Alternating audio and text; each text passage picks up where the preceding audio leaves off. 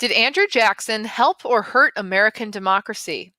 You are going to be preparing for a seminar discussion where you will need to be prepared to answer the following questions.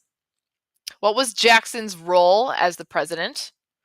How did he deal with Congress and the Supreme Court? What were his relationships with Native Americans? What was the importance of the age of Jackson? And what was the relationship like between the Jacksonian Democrats and the Whigs? You will not know ahead of time which of these questions you will be tackling, so you need to be prepared for all of them. Your grading will be based on the 4 categories of preparation. Did you read? Did you read and annotate? Did you take notes? How was your participation during the seminar? Were you speaking? Did you have good reasoning and documents to support your response? Did you listen well to others? Did you ask them good questions? And finally, your overall conduct. Were you respectful to others? Did you let others speak and not just dominate the whole conversation? So you need to be prepared for any of these questions and to participate. Now we're going to annotate together the first reading, which is Andrew Jackson's Shifting Legacy by Daniel Feller. You should have this article in front of you and a pen in hand. Now you will notice that I have bolded all of the topic sentences throughout this reading. This is written by a historian, so he's a good writer, and he knows that his topic sentences can be used as the guide to what the rest of his paragraph is going to be about. So we're going to pay careful attention to what his main points are by looking at that first sentence and then seeing how he supports his point. So if you are ready, you should have your pencil ready to go. And you'll also notice at the bottom of each page are important vocabulary words. Mr. Feller is a pretty smart dude, so he uses some really rich vocabulary throughout the reading.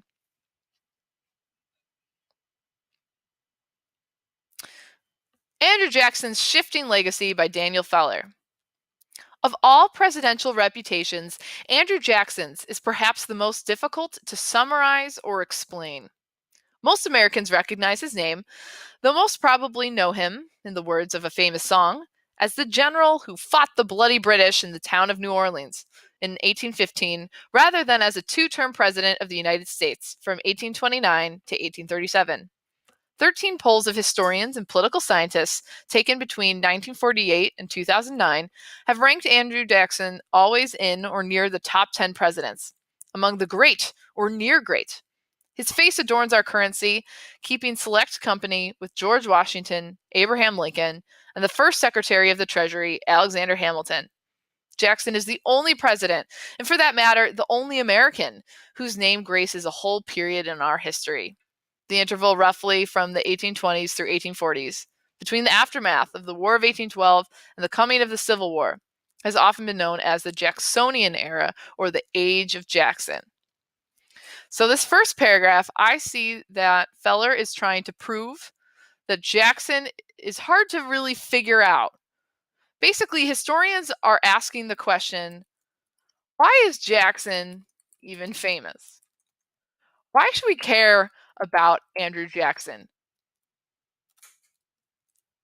Why is he thought of as a great president? Apparently, people like to list him as a great president, so what the heck is the reason for that? And there is even an entire time period we name after him. We call this the Jacksonian era, or the Age of Jackson.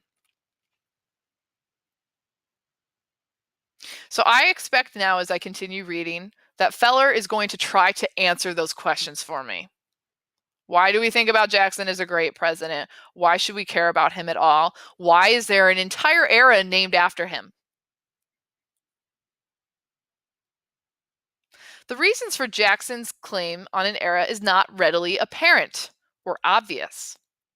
Besides winning the famous battle in the War of 1812, years before his presidency, and at that, a battle that had no effect on the war's outcome, since a treaty ending it had just been signed, just exactly what did Andrew Jackson do to deserve his eminence or his fame, the fact that he is well known? He led the country through no wars, no foreign policy milestones like Thomas Jefferson's Louisiana Purchase, or the doctrines of James Monroe or Harry Truman highlighted Jackson's presidency. He crafted no path-breaking legislative program like Franklin Roosevelt's New Deal or Lyndon Johnson's Great Society. Indeed, Jackson's sole major legislative victory in 8 years was an 1830 law to remove the Eastern Indian tribes beyond the Mississippi, something more often seen today as a travesty or something bad rather than a triumph.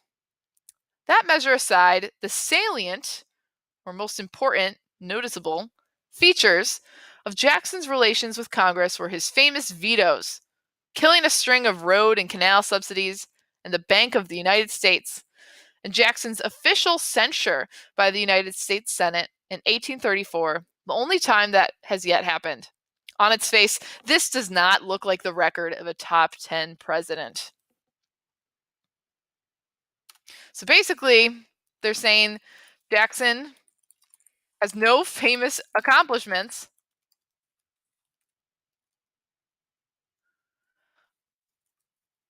other than the Indian Removal Act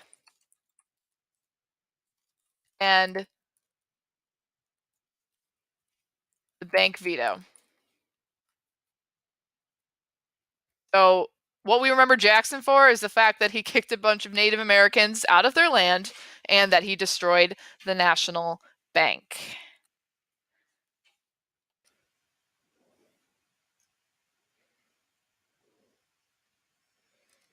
An exception might be claimed for Jackson's handling of the Nullification Crisis of 1832 to 1833.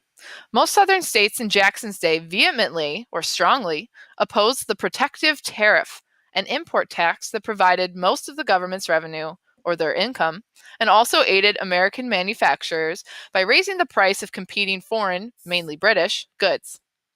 In 1832, the state of South Carolina declared the tariff law unconstitutional and therefore null and void.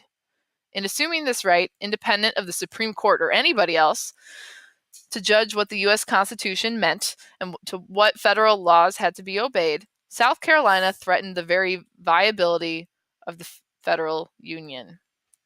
So basically, nullifying means you're taking a law from the federal government and rejecting it. So this is an exception from all the other things Andrew Jackson is remembered for. So apparently Jackson successfully handled the Nullification Crisis. Again, that's the idea that a state can reject a law that the federal government has put out.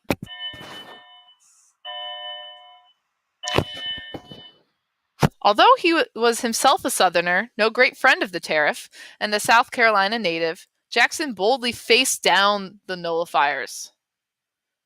He first confronted, or opposed them, Nullification's mastermind and his own vice president, John C. Calhoun, with a ringing public declaration: "Our federal government, it must be preserved."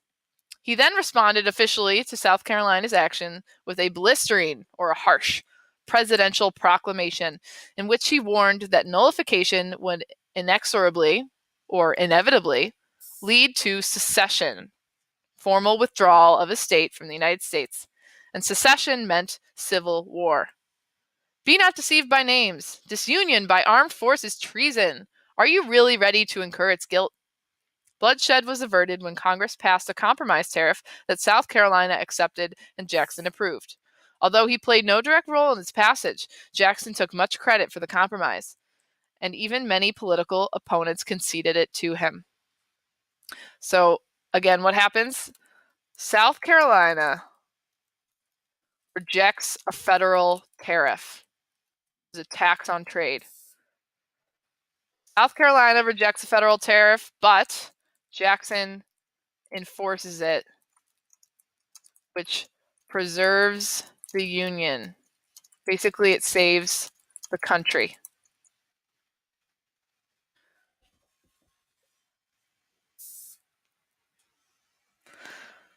So he is helping to successfully keep the South and the North unified together.